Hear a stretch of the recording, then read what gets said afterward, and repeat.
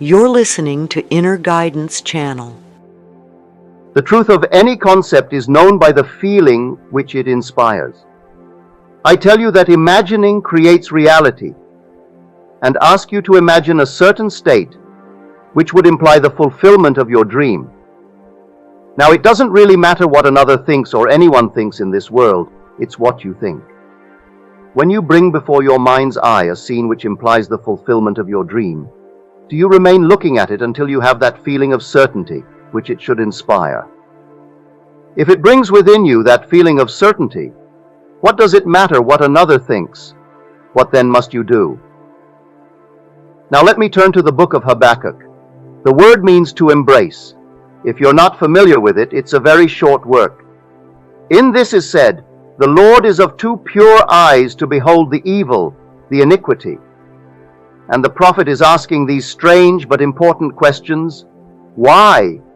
Why are you silent when the wicked swallows up the righteous? Why are you silent? Then said he, I will take my stand upon the watchtower, and I will watch to see and to hear what he will say unto me, and what I will answer. 2:1. Then comes the word of the Lord. The word of the Lord is this.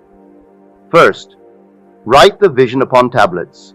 Make it plain that he who runs may read it. And then comes the statement, for the vision has its own appointed hour. It ripens, it will flower. If it be long, then wait, for it is sure, and it will not be late. 2:2-3. There are those who try to rush everything into being, and will try to force it from conception to birth. They can't do it. But I will not stand here as a judge of anyone who has had an experience that I have not spoken of here, for there are many things in Scripture not recorded. As you're told in the end of John, they're just not recorded. And who am I to stand in judgment of anyone's picture?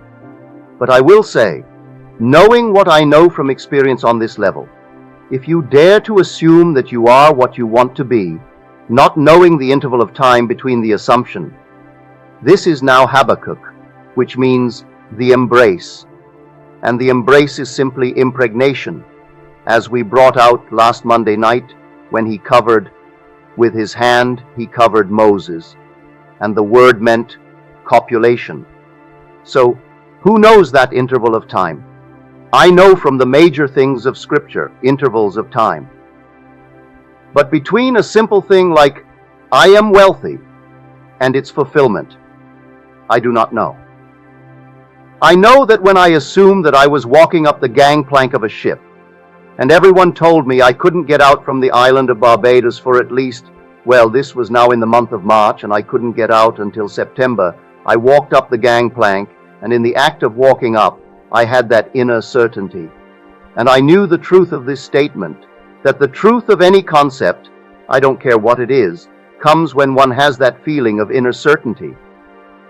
Well, as I walked up, it seemed so natural, so real. Well, I hadn't even broken the spell before the phone rang offering me passage on a ship, and there were over 2,000 waiting to get a ship to take them north. I was singled out. I was at the bottom of the list. They gave me no reason why they singled me out with my wife and my daughter, but they did. That inner conviction. So I know that the truth of any concept, that was only a concept. So the truth of any concept is known by that feeling of a peculiar certainty. It's just, you know it, and I can't explain it other than you know that it's true. Now you can take this same thing through all the levels of being. So I say to everyone here, when you know what you want, you really know. That's a concept. All right, create a scene which would imply that you have it, that you are now living it, that you are now expressing it. Ask no one if you are entitled to it. And after you've done it, don't ask anyone if you did it. Only you know. If they should deny it, what does it matter what they say? It doesn't really matter. It's entirely up to you. You did it. It happened to you. And then wait to see it. For the vision has its own appointed hour. It ripens. It will flower. If it seems long, then wait. for it is sure, and it will not be late. That's the story. Now, when it comes to the overall picture of how God is awakening himself within man, let us go back to the book of Exodus. And here we are told that the time that it took the people of Israel to dwell in Egypt was 430 years. Exod 12:40. At the end of 430, on that very day, the whole host of the Lord departed from Egypt. It was a night of watching by the Lord, his night. Then we are told that Israel must now keep this night in memory. This night. It was 430 years. On that night, in one night, all departed, and it was a night of watching for the Lord. Now you read it and you wonder, what is it all about? Here Scripture is a mystery. Great indeed, we confess, is the mystery of our religion. That is what we are told in Scripture when Paul writes his letter to Timothy. Great indeed, we confess, is the mystery of our religion. 1 Timothy 16. Something mysterious in a way, and yet the word mystery is defined as a religious truth revealed by God that man cannot by reason alone discover. He cannot by reason discover it. It's revealed by God. Well, now this great indeed is the mystery of our religion means the doctrine of revealed truth. Here is a doctrine of revealed truth. 430 years. We're told in the 15th of Genesis, you will be enslaved, your descendants, for 400 years. After that, you will come out. 15, 13, 14. Then why 430 is given in the 12th of Exodus. Here the 15th of Genesis is 400, but in Exodus, when they begin to exit, is 430. Paul, when he speaks of it in Galatians, calls it 430, but it is first stated 400 years. Well, 400 years is the symbol of the cross. It's the 22nd letter of the Hebrew alphabet, the Tau, the cross. I wear this cross, and it's called 400 years. It doesn't mean 400 years in that sense. Then comes the first symbol. And as long as I am now in this world, I am enslaved. As I'm told, your descendants will be enslaved in a land that is not theirs. Then, at the end, you'll be brought out with great possessions. At the end. But now, the next book, Exodus, the 12th chapter, adds 30 years, so 30 years is added to the 400. And Jesus, when he began his ministry, was about 30 years of age. Luke 3:23. I remain in this world to play my part, and I'm being enslaved. The whole world is enslaved. Then comes that moment of the embrace, of the impregnation, and it takes 30 years from that moment to the birth of Christ, or the birth of the individual above, after my trials and tribulations in this world. So 400 years does not mean 400 as I have mentioned, years. The 30 does. The 400 represents the length. You can call it, as Blake calls it, 6,000 years. He also calls it 8,500 years. Call it what you will, where man is simply in this world where he is playing his part. He is playing it as he ought to play it, playing it beautifully. Then comes that moment in time when he is elected, he is called, and he's embraced. Now, stand upon your watch and watch it from this moment on, for it has its own appointed time. Benny called me today. After all, Benny was only 30 when it happened to him, so he could not have known the embrace. But there are others who are not aware of the moment of the embrace. So watch for it. In my own case, I was old enough to know it.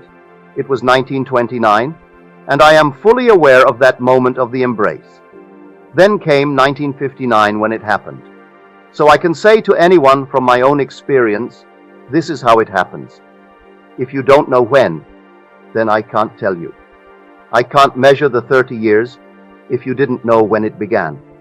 But after it happens, I will then actually state for you when these things will happen. Now in this world of Caesar, the same law holds true. It's a reflection all the way down in the shadow world.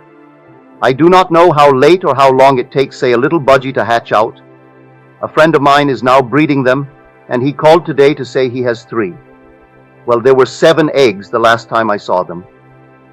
and in a week only 3 came out. When each one started, he doesn't know. So it's just like this. I do not know if I now assume that I am wealthy. What is the interval between my assumption that I am wealthy to the point where I actually reach that conviction? I must have the feeling of a peculiar conviction that it's true. When I have it, that is impregnation. I have a conception. The conception is the egg. Now, how true is it? How real is it? Well, now, based entirely on my inner conviction that it's done, if I can assume that I am now the man that I really want to be, and know when I did it, I can time it from then on. Because if that is how it happened concerning wealth, it should always happen this way. If it's that concerning something else, it always happens that way. So that a horse has a year, a cow 9 months before it hatches out. A man has 9 months, a sheep 5 months, a chicken 3 weeks. So there are intervals of time. Another one comes, and in this story she's exhausted. I won't go back in all the details that precede it. She's exhausted. She spent the day in she worked on her husband's books and brought all the books up to date. And it was now 1 a.m. She's tired, but at 1 a.m. the house isn't clean. The chores of the day were neglected, and she couldn't go to bed unless they were all done, like the dishes, the pots and pans, and all the things. Well, she's exhausted. She has no energy left. And she starts to clean them and wash the dishes, and she's in tears from sheer physical exhaustion. He comes and sees her in tears and pitches in to help. When she went to bed, she felt, well, what can I do? I can't take an individual episode. I can only say I want something exactly opposite to all these problems. She simply imagined a scene that was extremely opposite to all these problems of the day. And she actually could see in the darkness of the room, she saw the whole thing begin to unfold objectively before her mental activity is taking place. And out of the nowhere, here comes this fantastic, enormous scene. Mountains, trees, a huge, huge scene. And she notices that every change in her mental activity produces a change in this external scene. A tree away in the back comes forward to the right, and the mountain that was in the back comes forward, and the whole thing is adjusting to her mental activity, the whole vast world, and she did not know a thing about that. It's adjusting as she adjusts her mental activity. It's adjusting to it. And she came to the conclusion that my God is a God of activity, a God of action. For the whole vast thing is unfolding within her. Everything that she imagines is taking place with her own being. She said, I actually felt the whole vast world was moving in me, like beings moving up and down on parade. There is, I think it's the 8th Zohar where Blake mentions it. I think it is, but I do know it is in the Zohars that he mentions that moving within you, and the whole thing adjusting itself to what he is seeing on the outside. So that's how God sees us. We are adjusting to his perfect Eden, and when we by our own mental activity produce the changes in Eden, and they superimpose, there you are. You've done it. So the whole thing took place within her. As she's looking out, the whole thing's unfolding within her. I ask you to try it. Take the most fantastic thing in this world. If I tell you tonight that, well, I don't know whether you have had it or not, don't for one moment, just because I do not know, stop there. If you have that inner conviction, for the truth of any concept is known by the feeling of certainty which that conviction inspires. So if it doesn't inspire that conviction, well then, you haven't had it. If, on the other hand, it inspires that conviction, don't ask me to confirm it, because should I say I don't think so, what would it matter? It would be nothing to you if I am not with you on it. So do not be disillusioned if I am not with you, because it has not been my experience. So you take it from there, and then go forward and trust this inner feeling. Because on this level it works. Well, if it works on this level, it will work in the depths of your own being. If I could climb a gangplank that is not visible, and while I'm climbing it, feeling that I'm actually doing it and watching all the things, and then put my hand on the rail and look with nostalgia towards the island that I'm leaving and the family that I'm leaving behind. And yet it's a peculiar feeling. I'm leaving them and I'm sad, and yet I'm happy in the going. I want to get back to my apartment in New York City, and therefore I've got to leave them. So there's a peculiar bittersweet in this feeling. I feel it so naturally. And suddenly the phone is ringing and the call is coming. I'm taking the next boat to get back just in time.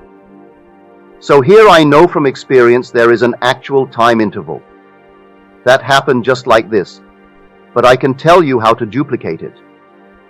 I only know what I did. I arrived at the point of the feeling of a peculiar certainty. And that certainty was inspired, it was a peculiar inspiration, and it worked that way. I've had it not only for myself, but others time and time and time again. So you have a concept. The concept, is it true? Well, you can tell the truth of the concept by this technique. You can always tell the truth of a concept by that feeling of certainty which it inspires. So, when I imagine that I am seeing the world as I would see it, were it as I desire it to be, so that I'm inspired, it's real, it's true, well then, it doesn't really matter what another thinks.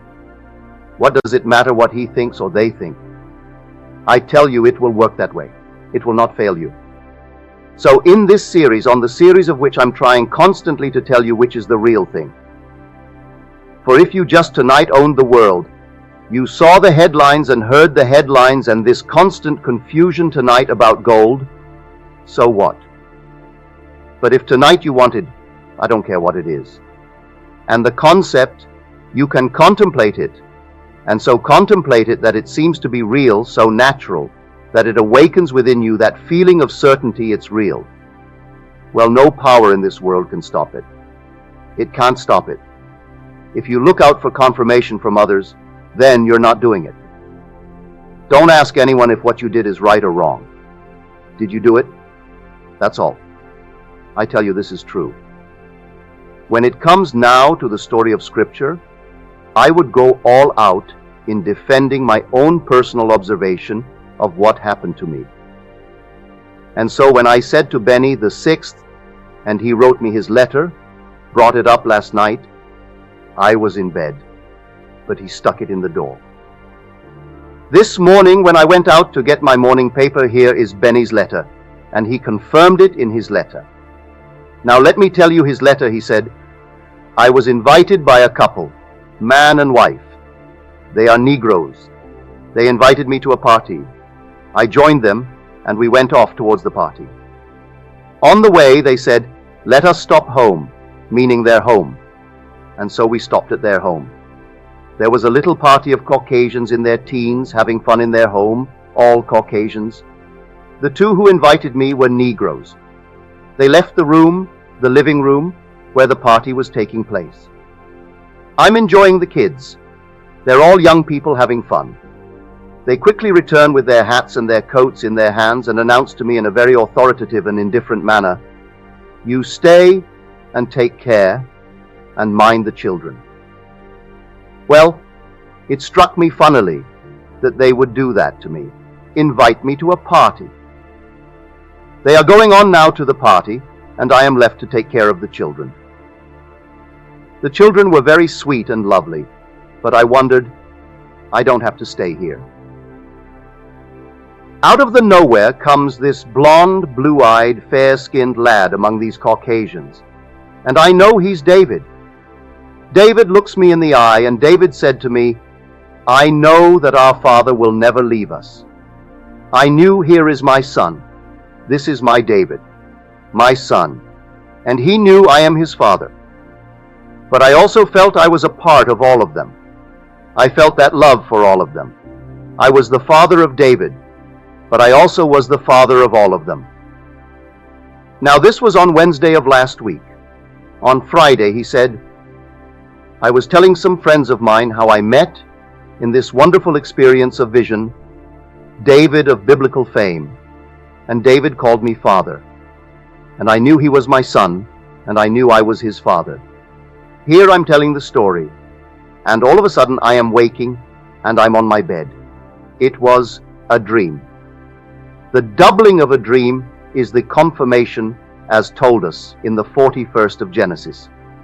Here, he thought he was fully awake talking to these friends of his, that David of the Bible is his son, and he's telling them and calling him David, David, David, and suddenly he begins to awake and realizes it was a dream.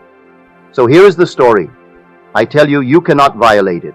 It's right in Scripture as he is described in the 16th chapter of 1 Samuel, and you will not change his description no matter who you are. He is described there. The Christ child is not described. That Christ child could be anything. It could be black, pink, white, yellow. It could be anything. But David is described. Jesus is not described in Scripture. There is no description of him in Scripture. None. But I'll tell you who he is if you read Daniel and Revelation. That is the closest description to the Ancient of Days. And when you see David, he is simply the youth of the Ancient One. And you, what David sees is the Ancient One. Benny, who to us wears a very dark skin, in the eyes of his son David was that Ancient One, which, may I tell you, is fair of skin, blonde and blue-eyed. And that's Benny. He is wearing a mask, as we are all wearing masks. We're all wearing masks. And Benny, in the eyes of his son David, was that Ancient of Days. That's the only one that David could see. And he's fair as they come, and Benny is as dark as they come. Here, Benny in the eyes of his son is that one, the Ancient of Days, the risen Lord. That's Benny. Now I'm telling him, I'm going out on a limb, the 8th of July. That's when you'll be split in two from top to bottom, and you'll have it just as you had it. He said to me, you know, I despaired when you told me that. I was a little bit nervous that you would go out on a limb publicly and state such a statement. And here out of the nowhere it happened, because the vision has its own appointed hour. It ripens, it will flower. If it be long wait, it is sure, and it will not be late. Now here in Ezekiel opens up the book. In the 30th year, the heavens opened, and I saw visions of God. Verse 1. And as I looked, behold, a stormy wind. Verse 4. That's how it opens. It gives you a month and a day meaning nothing. He's giving you the year.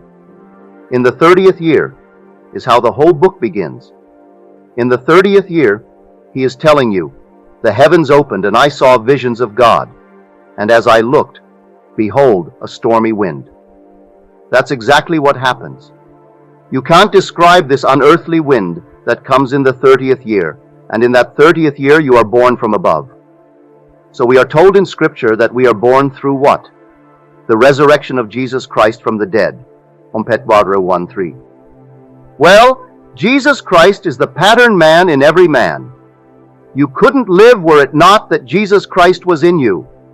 Unless I die, thou canst not live. His actual death in the most literal sense took place that you may live, I may live. So God died, but really in the true sense of the word, his death is my life. Now he has to rise. As he rises only when he impregnates himself, because the one sent and the sender are one. Now he so loves the one that he sent, he impregnates him in me. He embraces me, and as he embraces me, then count 30 years, and my mission will start 30 years later. So in 30 years after he impregnates me, that's the gestation period of God, after my 400, which is not 400, but thousands of years of wandering in the wilderness, this world. Tonight, what confusion in the world, what horrible confusion when they're threatening the whole vast collapse of the Western economy. That's confusion. That's a horrible concept. But in spite of it, the individual, when he's called and embraced, what does it matter what he has to go through from that moment to the time when he's awake, when he's born? So he's born into an entirely different age. He's taken out of one age into a new age. But you who come here and you know this law, it doesn't really matter what the headlines said tonight. You know the principle, and the principle is imagining creates reality. And you'll take a concept, and don't try to feel that you are better than someone else. You're the creative power. Forget what's happened to you or what they're talking about. Well then, can you stand upon your watch and watch to see what he will say and how I will answer him? Well, that's the world. Read it in the 2nd chapter of Habakkuk. So I will stand upon my watch and assume that I am the man that I want to be. Now, let's see if I'm actually seeing what I ought to see if my assumption is real. I should see exactly what should reflect this assumption. Now, do I see it to the point of feeling that certainty that inspires me so that I know it's true? If I can reach that point of satisfaction, then it's true. Let the whole vast world collapse, and that will come true. No power in the world can stop it. Gold or silver or anything else goes through the window. It doesn't really matter. So I say to anyone, if you have visions that I have not had, and you're told in the 21st chapter of John, if all things were told, the world would not contain the books. Therefore, do not think, because I have not had your experience, that it is not true. And do not try to force me into accepting the fact that what you tell me is what you tell me it is. I'd say, all right, do you have the inner conviction? Well then, go your way. It is right. I'm only following Scripture. My pattern has been a complete scriptural pattern. From the embrace, the birth, the resurrection, the empty tomb, the three who witnessed the birth. Everything of Scripture I followed faithfully. There's no deviation in my pattern. But I'm not saying because it has happened this way to me that it is the only way.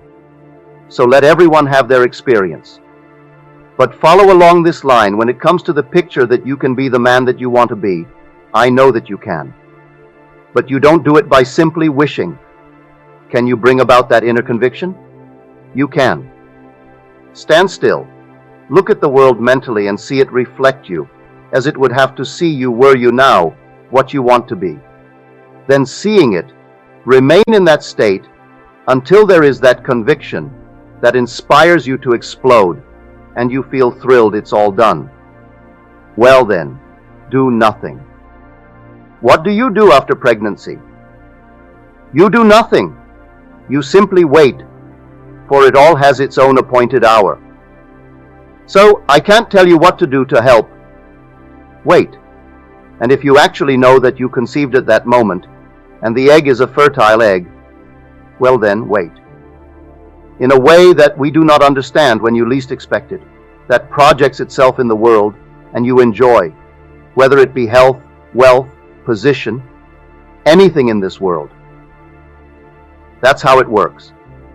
So you take what I've told you this night and treat it seriously. It will not fail you, but you are the operant power. It doesn't operate itself. So if I have appeared to treat lightly, and I didn't intend that, any vision or dream, then forgive me. I did not intend that.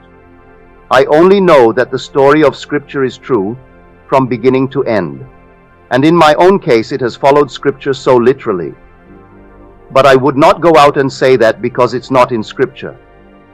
Scripture tells us that not everything that happened in the life of Jesus Christ, which is the pattern man, is recorded.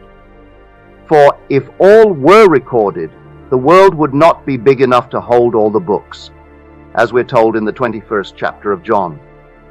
But do not try to force me to admit something that I cannot. Those who have had it, I ask you to believe it.